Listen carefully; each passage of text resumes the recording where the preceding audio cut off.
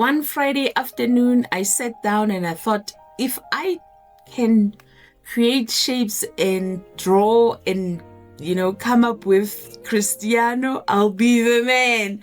So I started with shapes, and I want to tell you this story of mine because it was fun doing the hair and adding shapes because it's something that I'm used to.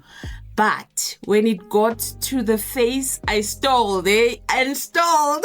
I was still good here, and I'm creating, I'm drawing. So I'm using the draw tool on Canva. It's available for free. You don't have to pay for it. It's for everyone. Then I'm still doing shapes and I'm good, and I'm like, let's go, I can do this. And I'm stalling because I don't want to get to the face. And then I pause this whole thing. I go lie down for 2 hours or so, and I come back and I'm like, I'm ready for the face. Then I start restructuring the face, looking at Ronaldo's face and restructuring. I'm still hiding from the eyes and the mouths here, but I had to get to it. I started with the nose and I got my confidence. The mouth was a complete disaster. I really tried.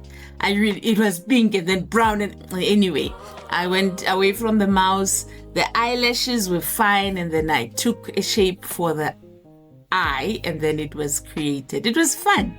So you can also learn. I have this course that I've created on my YouTube channel. You can go straight to courses. It's free on YouTube.